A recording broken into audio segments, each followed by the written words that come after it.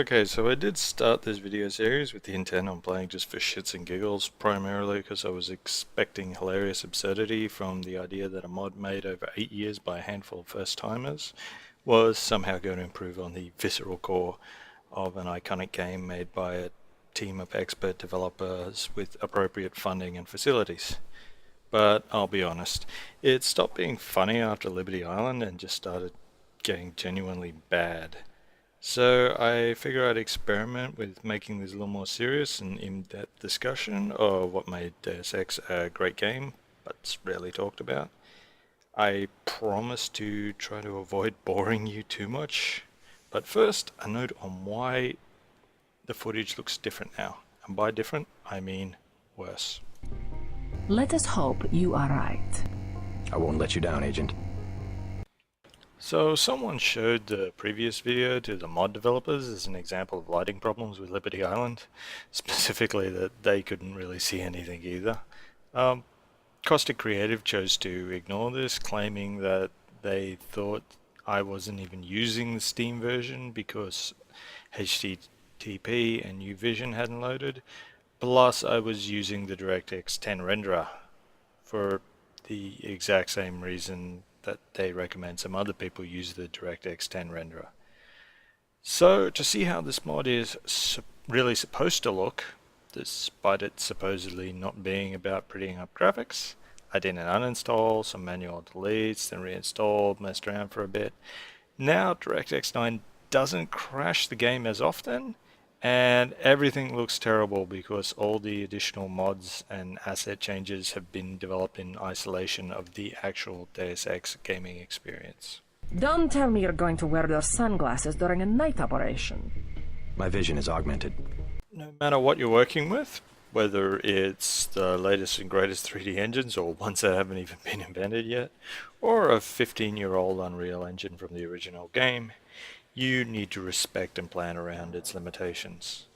The original engine used in Deus Ex had a lot of limitations, and the team that worked with it respected them and actually used these to their advantage. They focused on things they could do well rather than worrying about things that they couldn't do well.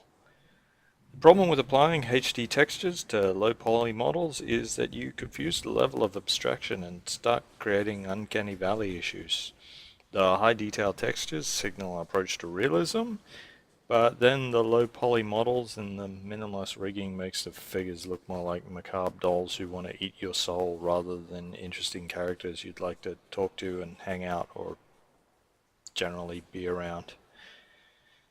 Jessica Rabbit is a great example of this. In her original form, she reads as an impossibly sexy, even though her skin is basically a flat pink tone. Your brain understands it's an abstraction unless your imagination adjusts as appropriate. Similarly, if you see a performer homaging Jessica and they haven't adjusted their appearance that much, your brain still makes the connection and reminds you of the Jessica Rabbit symbolism and all those feelings that she made you feel. However, if you see Jessica with a HD skin and her still stylized features have been realistically rendered, or you see a performer who's used prosthetics to warp her image to be more authentically Jessica, the result is actually kind of horrifying because now she's not an abstract symbol for your imagination to play with. She's some sort of mutated monster. Your imagination no longer feels like it has permission to play with it, and you can't unsee it. So, you're welcome. HDTP only covers a handful of models, which is completely understandable given it's a free mod and retexturing is a shitload of work. But that means that it's really only suitable for reinventing your favorite character and really is not going to work for adding any new depth to a world. What it does is create this clear visual distinction between the HD skin models and the non-HD skin models. And that really hasn't been an acceptable thing in video games since there were 3D people and 2D people in the Elder Scrolls II Daggerfall game, which was released nearly 20 years ago, 1996. And we still made fun of it back then. Example, Bob Page. He's supposed to be one of the most important, powerful figures in the game, but when you see him in the cutscene, He just looks like a pixel peasant who's at least a decade out of texture fashion in comparison to his subordinate. Similarly, whenever you have a meeting with Manderley, he looks like the least important person in the room because he's got the lowest definition. It just really doesn't help with anything. Similarly, New Vision creates issues where assets don't fit the context that they're frequently put in. The immersion and the realism of the games isn't augmented by them, it's hampered by them. Asset recycling is pretty much inevitable in any game, but given the resources and the options available here, it was guaranteed there was going to be a lot of asset recycling. The original artists almost certainly received instructions to make most of the 3D assets look as generic as possible so that they could be reused as often as possible, and the general simplicity of them meant that the player's imagination would just fill in details like whether a vent was clean, dirty, new, old, etc. Some of the items were obviously designed with specific bits of dialogue or specific requirements in mind. Are you sure you pressed the right button? I do not make mistakes of that kind. Your hand might have slipped. No, I wanted orange. It gave me lemon lime. But for the most part, they were generic and forgettable so that you wouldn't be distracted by them.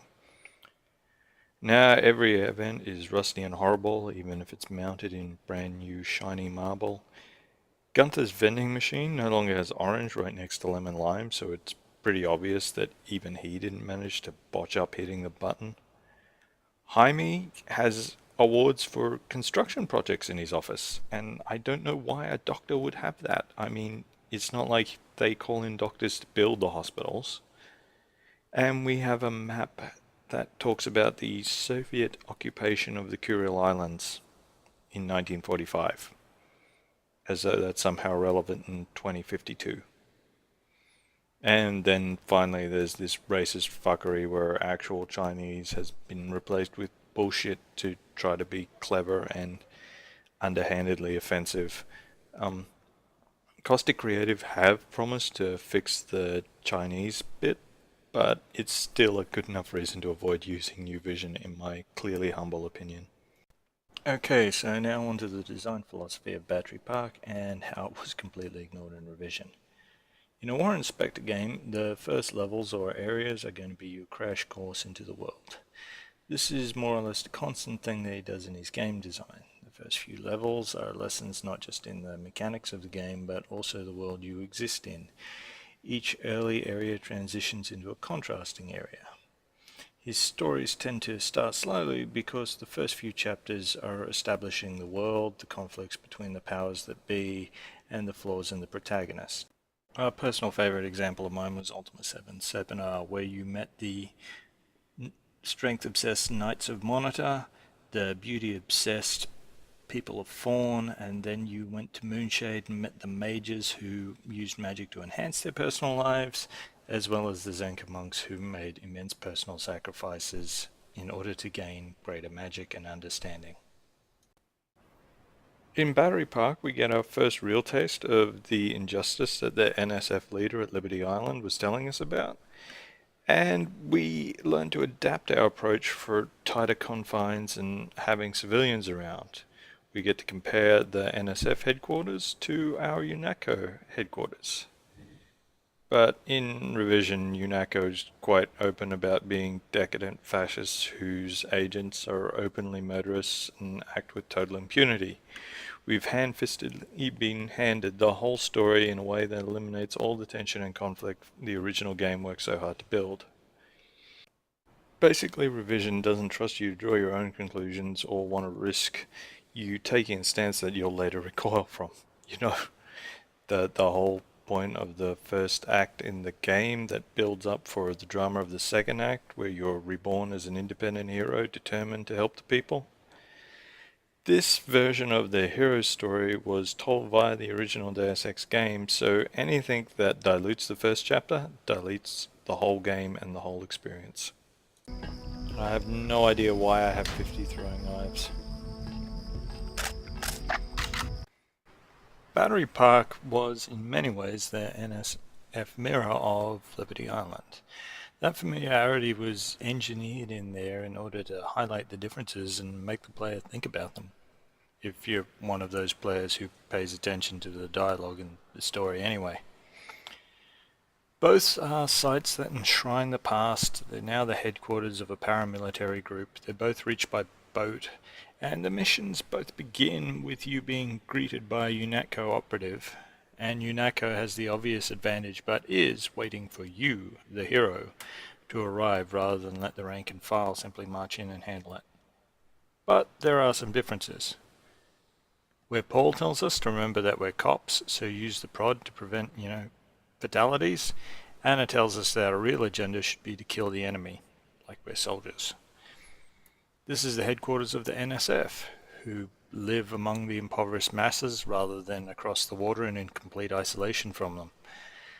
They have to hide while UNATCO boldly announce themselves. Liberty Island looks great on the surface, or at least it did before revision got to it, where Battery Park is impoverished, neglected, and was comparatively dark. And Liberty Island gave you a lot of room to move around and options to use mechs and guards to your advantage. Now you're alone in a place full of tight confines. In their haste to try to improve on the visceral core, Costa Creative have chipped away at the visceral core from the inside, then packed it with filler, slapped on some paint, and pretended nothing went wrong. That might fool their landlords, but not people who like video games. And honestly, that would be fine if they released this as a hobby project, messing around with some maps, and not the spectacular grandiosity of thinking their changes are so great they should overshadow the original game themselves and be thought of as a superior revision. Okay, so what could Caustic Creative or someone else actually have done to Battery Park to enhance it, allowing for modern hardware specifications and things like that? Well, the first and most obvious thing would be to remember who the NSF are. They're not actually the threat that Anna and Gunther make them out to be. They're mostly a bunch of guys who spent 2 weeks at a militia camp. 2 weeks training at a militia. I ain't ready for this. And while UNATCO has armories that can survive constant thieves, money for bonuses and all those kinds of great perks of being a government agency, the NSF are basically strapped for gear, supplies, and personnel. Yeah, the NSF gives guns to anybody who wants to fight. A lot of people just take the guns and do what they want. So this could have been a great opportunity to showcase the NSF as, well, being two bodies really. The body of NSF guys who are true believers and hence suffer through poverty and probably sleep amongst the cargo, things like that, in order to help the cause, and their deserter buddies who there are accommodations for but they're not present because they took the guns and now they're off doing whatever they want. The other part that could have used some renovation and possibly a little bit of reinvention, tidy up, adding some new elements, was this homeless village where you have the shootout between the UNATCO and NSF, showing that more or less UNATCO does not give a fuck about anybody actually there, just so long as they don't get blamed for the casualties. Get the hostages out if you can, but make sure the NSF learn that human shields will not work against UNATCO. There was a lot of potential. This always sort of felt like it was sort of just slapped together just because they were a bit rushed and this was a low priority area, so it could have been redone, but no, we had to turn Liberty Island into some sort of nighttime wonderland where you can't see anything instead. The other part that could have used some renovation and possibly a little bit of reinvention, tidy up, adding some new elements, was this homeless village where you have the shootout between the UNATCO and NSF, showing that more or less UNATCO does not give a fuck about anybody actually there, just so long as they don't get blamed for the casualties. There was a lot of potential. This always sort of felt like it was sort of just slapped together just because they were a bit rushed and this was a low priority area, so it could have been redone, but no, we had to turn Liberty Island into some sort of nighttime wonderland where you can't see anything instead. 2 weeks training at a militia. I ain't ready for this. So really, in conclusion, if you look at a map like this and you think that what really adds to it and what would really expand on it, what people really want is piles of garbage in the empty spaces and lawns that have been left unattended for years, you're looking at it Oh, it's horrible. Oh, Lord have mercy, why? wrong. Try to look at it as a chapter in a book and think about where it's really taking us and how is it preparing us for the next area. For those of you wondering, the next area is also terrible. But I'll leave you with my personal favorite example of high texture skins on low poly models with classic old school rigging.